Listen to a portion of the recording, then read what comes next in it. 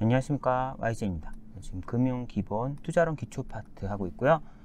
지금 챕터 1 Background and Issues에서 오늘은 네 번째 시간 투자 프로세스, 주로 포트폴리오를 구축하는 거에 있어서 투자 프로세스 부분을 말씀드리겠습니다.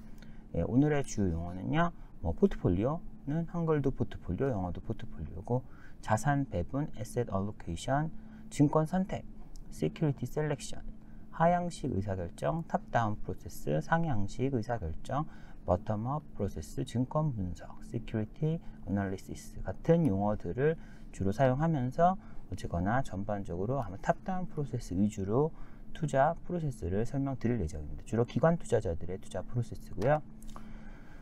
가시죠. 투자자의 투자 포트폴리오라고 제목이 되어 있고요. 투자자들의 투자 포트폴리오는 어떤 것이냐? 개별 투자자의 투자 자산들의 총합이네요. 그쵸? 투자 자산 이것저것 이것저것 있을 테니까 그런 투자 자산들의 총합, collection of investment assets이고요. 포트폴리오라는 게 결국 누가 갖고 있는 자기가 주식, 채권, 대체 무슨 전체의 썸을 포트폴리오라고 하는 거죠. 그래서 국민연금이 가지고 있는 전체 자산, 투자 자산이 국민연금의 포트폴리오인 거죠. 네. 포트폴리오의 구성이 완료되면 이후에는 일단 완료되면 그 다음에는 업데이트, 미세 조정으로 가겠죠. 그래서 추가 업데이트나 리밸런싱을 하게 됩니다. 이런 말이 있고요. 주로 어떻게 하느냐? 당연히 이제 총 자산이 늘 수가 있고, 총 자산이 그대로 갈 수도 있고, 총 자산이 줄 수도 있겠죠. 그래서 보유 자산 매각 후 해당 재원으로 신규 자산 투자, 이건 약간 그런 기존 자산이 그대로 간다는 가정하에 일부 자산을 팔고 사고 하면은 약간 좀 스테이블하게 총 자산이 유지되는 그런 경우가 있을 수 있고요.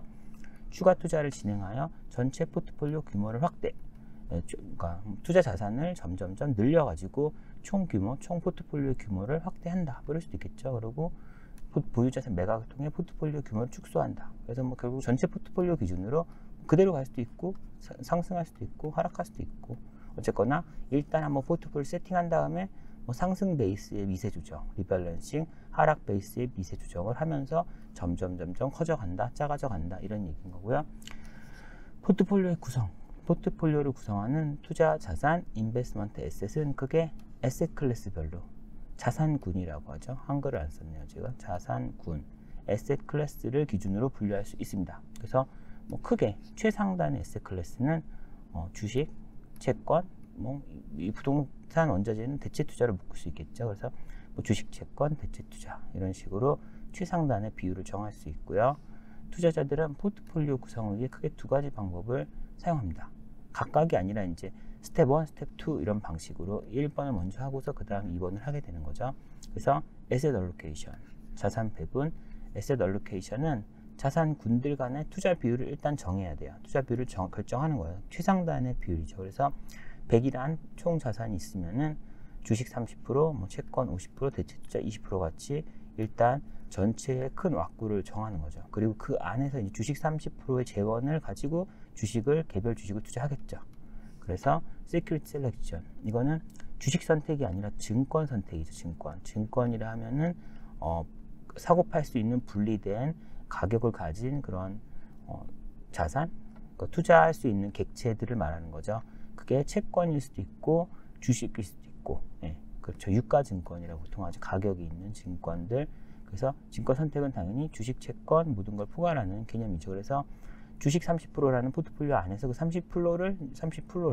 30%에 해당하는 금액들만큼 주식들을 골라서 투자할 거고요. 50% 해당하는 채권들을 AAA, 국공채, 금융채, 또 그 안에서 비율을 나눠서 투자를 하겠죠.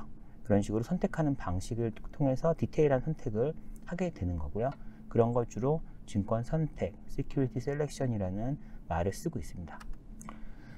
네, 탑다운 의사결정이고요. 탑다운이 위에서 아래로 결정한다는 거죠. 강압적이다 이런 말을 하고 싶은 건 아니고요.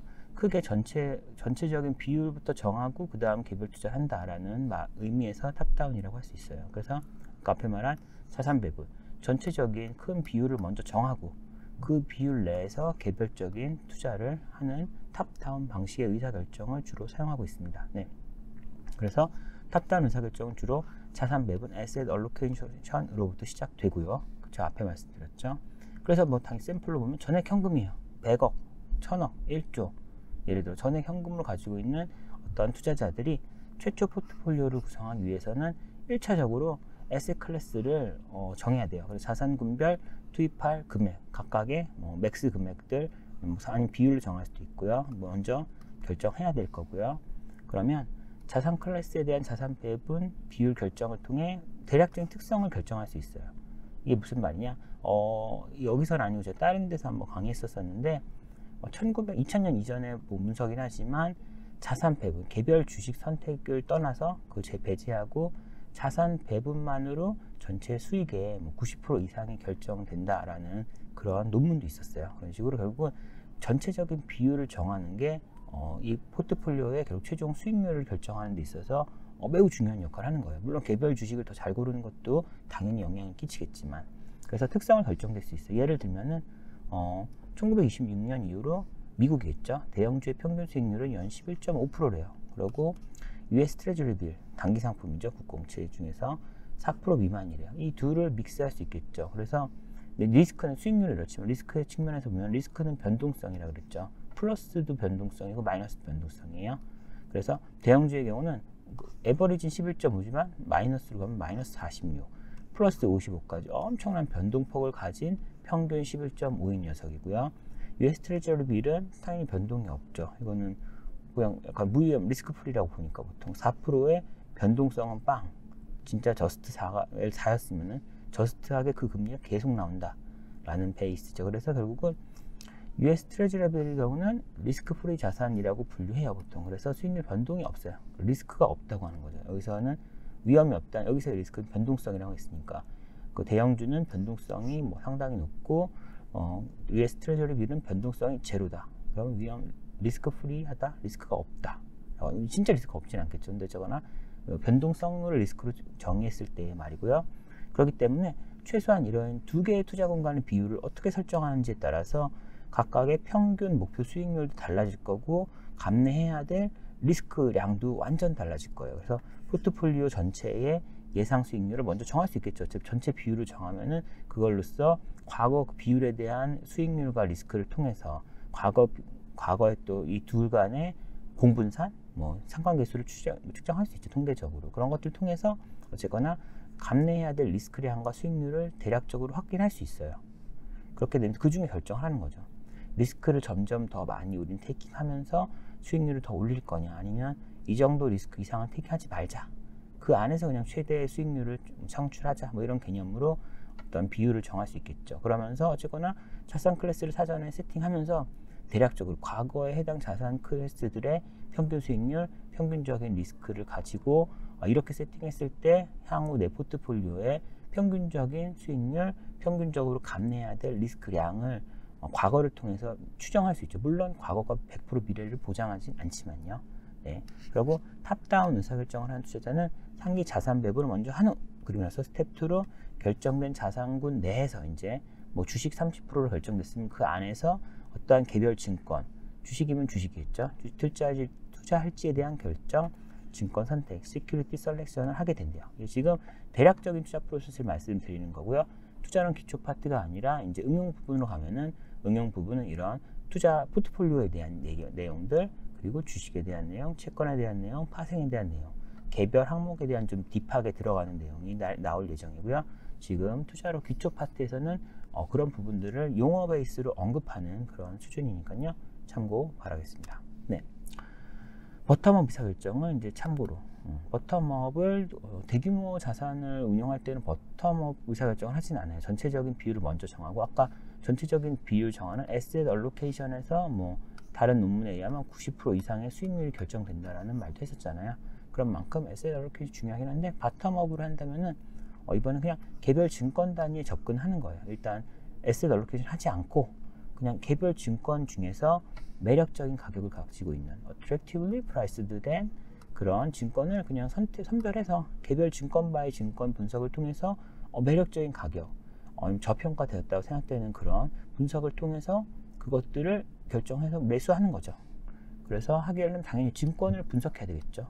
분석이 매우 중요하죠. 바텀업 의사결정, 물론 탑다운도 증권 분석 당연히 해야겠죠. 예, 근데 시작부터 증권 분석을 하는 거죠. 바텀업은 의사결정의 경우 투자 가능 증권들, 어떠한 증권들이 있겠죠. 그 중에 어떤 것을 더 매력적인 걸 투자해야 될 거 아니에요. 그럼 그러한 분석을 위해서 주식, 채권 모두 개별 증권 분석이 매우 중요해요. 결국 증권 분석을 통해서 뭐 투자하는 거니까요. 뭐 그런 증권 분석이 아니라 감일 수도 있겠죠. 이런 걸 감으로 할 수도 있고 뭐 풍수지리로 할 수도 있으려나요. 어쨌거나 뭔가 방식은 필요하고 그것 자체가 다 분석이라고 할 수 있는 거죠. 그래서 근데 보면 주식의 경우 채권 대비 기업의 재반 환경 변화가 가격이 훨씬 민감하게 반영되므로 기업이 조금 좋아져도 주식은 확 오를 수도 있고 기업이 조금 전망이 나빠져도 확 내려갈 수 있는 그런 플러스 마이너스 플럭체이션이 매우 심한데요. 채권은 뭐 그렇지 않죠. 채권은 일정 수준까지 하락되지 않는 이상은 채권의 원금은 거의 보장되니까 크게 변동되지 않아서 결국 그 말은 밸류에이션, 현재 가치를 판단하려면 주식이 훨씬 민감하다는 얘기죠. 그래서 더 어렵다. 뭐 주식의 가치 평가가 더 어렵다. 틀릴 가능성이 높다. 그 주식 애널리스트의 목표 뭐 가격 얼마 하는 게 그 아저씨들이 뭐 양아치여서 틀리는 게 아니라 워낙 변수들에 따라 틀리는 것도 많고 분석할 때 그 변수도 실시각각도 변하죠. 그렇기 때문에 틀릴 확률이 높을 수밖에 없는 거죠. 네, 그래서 지금 주식의 가치 평가가 더 어렵다. 그런 말을 하고 싶었던 거고요. 이러한 접근의 경우 사전에 지금 버텀업을 말하는 거죠. 사전에 자산권별 한도 등을 정하지 않고 그냥 개별 증권별로 하다 보니까 뭐 의도하지 않던, 의도하지 않았겠죠 보통. 그러니까 결과적으로 분산이 되면 좋겠는데 그냥 좋은 가치 있는 주식을 하다 보니까 한두 개의 섹터에 몰빵이 되는 경우가 그럴 수가 있는 거죠. 그러니까 몰빵하려고 한 거일 수도 있지만 몰빵하려고 생각 안 했는데 한 분야가 너무 그냥 개별 주식별로 매력적이 사다 보니까 정신 차려보니 한 섹터 위주로 다 산 거죠. 뭐 그럴 수 있는 거잖아요. 그래서 개별 투자 의사결정들의 경우 예를 들어 뭐 쏠리다 보면 결국은 여러 국가에 투자할 수도 있는데 하다 보니까 뭐 한 국가에 속한 한 개 산업만 한 거예요. 예를 들어 미국에 속한 바이오 섹터만 정신 차려보니까 전 세계적으로 다 투자할 수도 있고 미국 내에서도 바이오가 아니라 뭐 기술주랑 아니면 뭐 석유화학, 전통주 다 투자할 수 있었는데 뭔가 분석을 하고 좀 매력적인 걸 투자하고 나서 정신 차려보니까 미국에 있는 바이오 섹터에 뭐 한 80%가 몰빵돼 있다 하면은 그럼 리스크가 있는 거죠. 원래 리스크는 있지만 그러니까 포트폴리오가 단일 리스크 팩터에 집중될 위험이 있는 거죠. 그래서 그냥 진짜 여러 곳에 분산했으면은 미국 바이오 섹터에 한정된 뭔가의 위험이 빵 터졌을 때 어느 정도 충격을 흡수할 수 있겠지만 이 경우는 하필 재수없게 미국 바이오 섹터에 한정된 리스크가 터지면 내 포트폴리오는 전체적으로 와장창 깨지게 되겠죠. 뭐 리스크라는 것은 무슨 이벤트가 터지는 거는 어떻게 미리 예측할 수 있는 게 아니잖아요. 확률적으로 그냥 어떠한 뭐 다양한 상황 안에서 다양한 섹터에서 확률적으로 리스크들이 터질 수 있는 건데 그거는 미리 예측할 수 있는 게 아니고 그런 부분을 예측할 수 없는 그런 좀 스페시픽한 이벤트로 내가 재수가 없으면 와장창 깨질 수 있다라는 게 이제 뭐 단점 아니면 이걸 감내하고 하는 거죠. 그런 부분이 버텀업 의사결정의 특성이라고 볼 수 있을 것 같아요. 네, 자 오늘은 투자론 기초 파트 여기까지고요.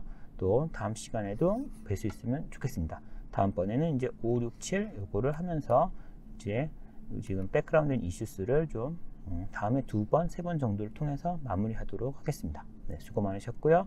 또 다음에 뵙겠습니다. 안녕.